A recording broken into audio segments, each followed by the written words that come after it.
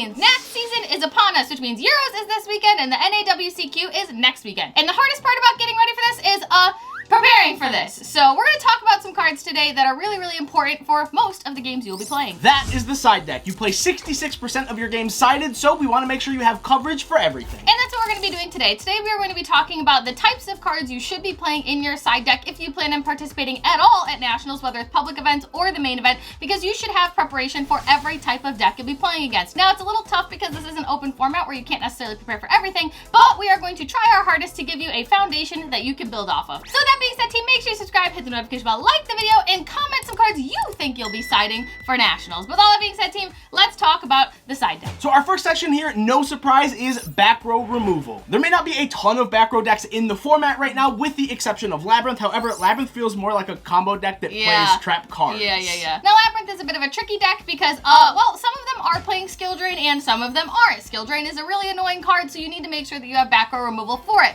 And whether we all want to accept it or not, Labyrinth is inherently a trap deck. Lady needs to have set back row in order to be protected, so you want to blow that out so she's not protected and you can kill the ladies. Kindly. Another instance where you may need some form of back row removal is the most important deck to be prepared for, and that is Kashtira. If you know that your deck can break the engine, you may need something to take care of the follow-up, which is something like Birth. This is a card that is super important in the Kashtira strategy, so removing it kind of removes their follow-up as well. Yeah, it's just Birth, really. That's kind of just the only annoying card in that deck. Or maybe you're playing against one of the Synchro Pile decks, and now with Danglong free, they get the free counter trap searchables. So Cosmic Cyclone, just a free one-for-one trade here as well. Also, you know, for like the 2 Sword Soul players, that will inevitably be there. Or maybe even your Sky Striker players. Back row isn't really prominent, however, there's still a ton of it going to be seen at Nats, so you want to make sure that you have coverage in some form. I'm sure you've probably noticed by now that a lot of decks this format are mid-range. So that being said, let's talk about some back row removal cards that you can play in your side deck. Probably the most generic here is going to be something like Cosmic Cyclone. This is just a really easy one-for-one trade. 1,000 life points just removes any card in the back row. It's chainable to pretty much anything, so if they activate Skill Drain, bonky, and they activate Anti-Spell, bonky, you can just put Cosmic down and thank us later. Or if you are playing more of a graveyard-heavy strategy, you can play something like Twin to put a card in your graveyard, get that extension while still clearing stuff. Lightning Storm just went to 2. Feather Duster is at 1. Those are still 3 incredible slots. Lightning Storm is really versatile because it's not just a back row hate card, it is also a monster hate card. So if you're playing against combo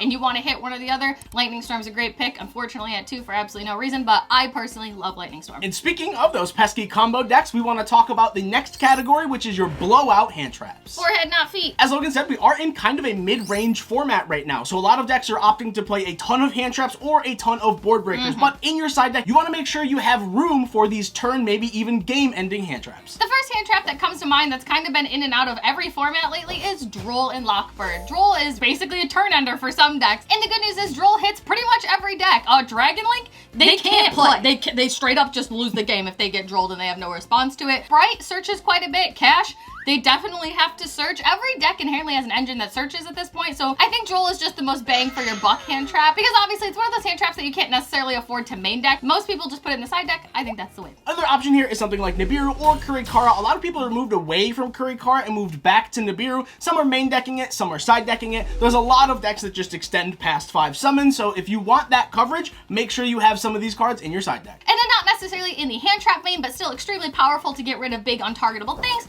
Kaijus. A lot of decks can really profit off of Kaijus. I know Vanquish Soul can actually profit off of Kaijus. A lot of decks really enjoy using Kaijus because screw it, they just go away and you can bounce them back sometimes. So that's really nice. Kaijus are really good at breaking boards and getting rid of things that you can't out, and it's just a nice one-for-one trade. And it's a great budget option. Yeah, true! That section was pretty easy, but let's move on to things that happen in the graveyard and things that stop those things that happen in the graveyard. Basically, we don't want the graveyard. We want them to stay dead. Let's talk about cards that keep things dead. One of the most popular hand traps right now is Ghost Spell in Haunted Mansion. I think a lot of people are actually opting to main deck this card, but if you're not main decking it, you should probably be side decking this card as well. Yeah, she's really good. She really has her format. Sometimes she doesn't matter, but Branded is kind of a deck, and Bell is really good against Branded. Bell is pretty good against literally everything. Dragon Link, you can Bell Dragon Link for God's sake. You can Bell pretty much any deck at this point. And you can also Bell the Labyrinth engine. So Bell is kind of one of those offensive and defensive cards. So it's really nice because it has so much versatility depending on what deck you're playing. And as we said, if you are choosing to main deck something like Ghost Spell and you want additional coverage, you can have something like DD Crow and or even the Bystials in your side deck. Bystials are seeing a huge resurgence, even though Tier Limit isn't in the format. Who can say no to a 2,500 body that That's deals searches any dragon if it's Magna. Crazy. Oh my god, the fact that Magna just gets you any dragon in the game, you wonder why Dragon Link still exists. It's because it says get any Dargon for God's sake, and they're huge, and they're 6s, and they're big. Why not play them, you know? I feel like they're extremely popular this format. Mathmech, you can Bestial the whatever the heck he is engraved. I hate that deck, so I don't know the name of the card. Sorry. Ray is a dark.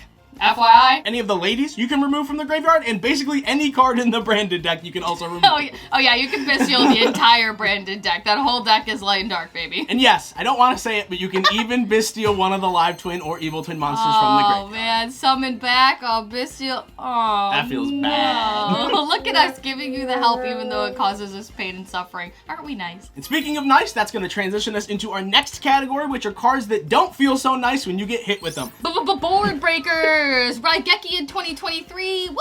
We are going to focus majorly here on spells because, as Logan said, cards like Raigeki, Dark Hole, these are seeing some play, but I think the cards that are seeing the most play are cards like Dark Ruler No More, cards like Triple Tactics Talons, Triple Tactics Thrust. These cards are all just absolute blowouts when they resolve. Spells are really good this format, and Dark Ruler is back. I hate Dark Ruler as a card. I find it really annoying, but unfortunately, I am also playing it, so I guess I can't complain that much. A lot of deck lists that have surfaced from the most popular events have also seen a ton of main deck and or side deck play for Triple Tactics Thrust. This card allows you to search Dark Ruler, search Triple Tactics, search something like Duster, or even Change of Heart. These cards are just so powerful. You can also search Engage for all my homies out there summoning Ray.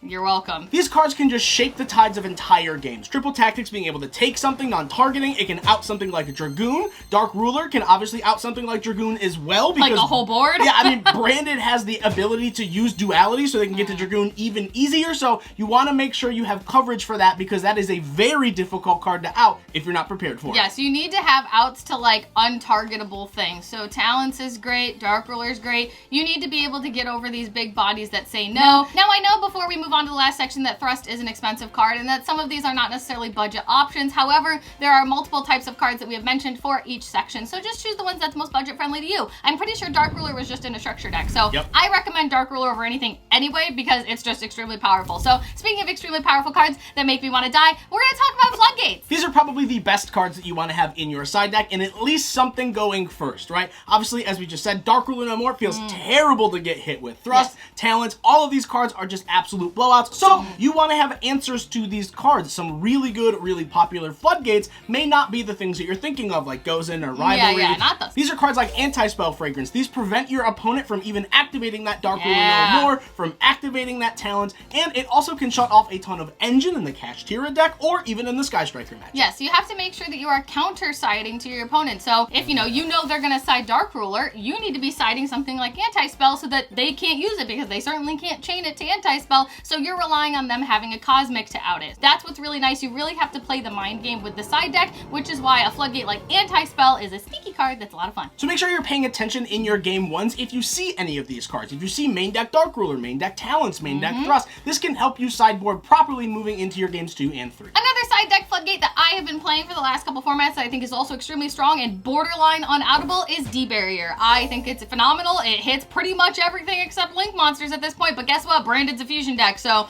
you call fusion, you call synchro against literally any deck that synchro summoning, you're fine. I personally just think D-Barrier covers so many decks and you literally, like, how do you out it? How do you out it? It just resolves. This is my really quick little Copium Spice section that's worked for me like several times at several YCSs now because Branded is a deck. Some people are still gimmick puppeting, which is, you know, toxic and garbage, but if you're choosing that lifestyle, I won't yuck your yums. However, if you are playing against someone that is gimmick puppying you and you know that for a fact, I side D-Barrier going second because if I know they're gonna go first and they're gonna gimmick puppet me and they give me the gimmick puppet, sure, give me the puppet. Oh, I get my 6 card. Oh, D-Barrier.